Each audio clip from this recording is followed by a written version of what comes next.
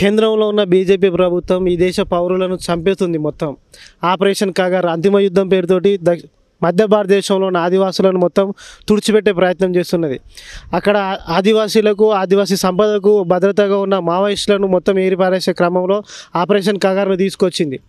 ఇప్పుడు అక్కడ ఆదివాసీలు మధ్య భారతదేశంలో ఉంటే పేసా చట్టం అమలు చేయాలి, 170 యాక్టును అమలు చేయాలి, 2006 అటవీ సంరక్షణ చట్టాన్ని అమలు చేయాలి. ఈ ఆదివాసీలు అక్కడ ఉంటే ఈ చట్టాలను అమలు చేయాల్సిన పరిస్థితి ఉంటుంది. అలాగే రాజ్యాంగంలో ఉన్న 5th షెడ్యూల్ 6th షెడ్యూల్ ఆదివాసీలు ఉంటే అది వాటిని ఆ చట్టాలను అమలు చేయాలి. కాబట్టి ఇక్కడ ఆదివాసీలను మొత్తం తుడిచిపెట్టి ఇస్తే ఆ చట్టాలను అక్కడ అమలు చేయకుండా వీళ్ళు అక్కడ ఉన్న సంపదను కార్పొరేట్లకు ఈజీగా పంచిపెట్టే ఉద్దేశంతో ఈరోజు ఆపరేషన్ కాగార్ పేరుతోటి ఆదివాసులకు అండగా ఉంటున్న మావోయిస్టులను మొత్తం ఏరిపాసే కుట్ర చేస్తున్నది. పహల్గామ్లో 23 మంది చచ్చిపోతే ఏమంటే 2 రోజులలో యుద్ధం ప్రకటించి 3 రోజులలో శాంతి విరమణ చేసి అమెరికా ప్రెసిడెంట్ ట్రంప్ మధ్యవర్తిత్వంతో ఉగ్రవాద దేశమైన పాకిస్తాన్ భారతదేశానికి మధ్యవర్తిత్వం వహించి ఆ యుద్ధాన్ని మొత్తం కంప్లీట్గా క్లోజ్ చేసేసిన భారతదేశ ప్రభుత్వం ఈ దేశంలో ఉన్న పౌరులు, ఈ దేశం మూలవాసులైన ఆదివాసులు వాళ్ళకి అన్న ఉన్న మావోయిస్ట్ పార్టీతో ఎందుకు శాంతి చర్చ జరపాలని డిమాండ్ చేస్తూ ఉన్నా.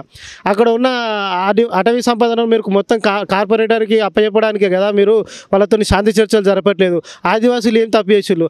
అటవీలో ఉన్న ఇప్పపు కానీ తునికాకు కానీ కట్టెలు వంట చెరుకు లాంటి అటవీ సంపదను ఏరుకొని వాళ్ళు జీవనం సాగిస్తున్న వాళ్ళపై మీరు ఎందుకు ఇంత దౌర్జన్యం చేస్తూ ఉన్నారని నేను బీజేపీ ప్రభుత్వాన్ని డిమాండ్ చేస్తూ ఉన్నా.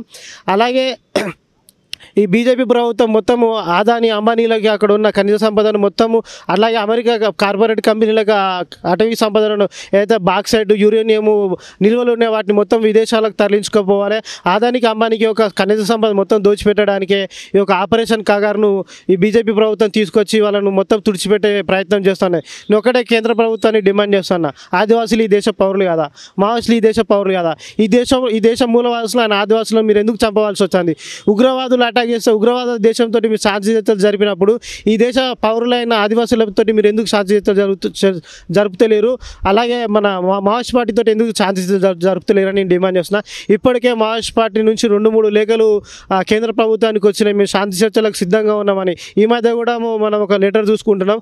మీరు మాకు శాంతి చర్చలు జరపడానికి మీరు అవకాశం ఇవ్వండి, మేము మాకు పొలిట్ బ్యూరో సభ్యులతో కానీ మేము కేంద్ర కమిటీ సభ్యులతో కానీ మేము శాంతి చర్చలు జరుపుకోవడానికి అనువైన మీరు ప్రదేశం కల్పించాలి. సీజ్ ఫైర్ను వెంటనే కాల్పుల విరమణ చేపడితే మేము శాంతి చర్చలు కనీసం మేము మా నాయకత్వం కానీ మా కమిటీలు కూర్చొని మాట్లాడుకునే ఒక ప్రదేశాన్ని మీరు కల్పించాల్సిందిగా వాళ్ళు ఈ మధ్య లేఖలు విడుదల చేసుకున్నప్పటికీ కూడా వాళ్ళు మావోయిస్ట్ పార్టీ తగ్గి మా వల్ల ఆదివాసులు చనిపోతున్నారు, మావోయిస్ట్ పార్టీ పేరు చెప్పుకొని ఆదివాసులను తుడిచిపెడుతున్నారు, మా వల్ల ప్రజలు ఇబ్బంది పడవద్దు, ప్రజాస్వామికవాదులు ఇబ్బంది పడొద్దని వాళ్ళు మాట్లాడుతున్నప్పటికీ కూడా బీజేపీ ప్రభుత్వం మన రౌడీలను కానీ లేకపోతే కిరాయి గుండాలను రేపిస్టులను చంపినట్టు ఎందుకు చంపుతున్నారు? వాళ్ళతో మీరు ఎందుకు చర్చ జరపట్లే అని మేము డిమాండ్ చేస్తూ ఉన్నాం.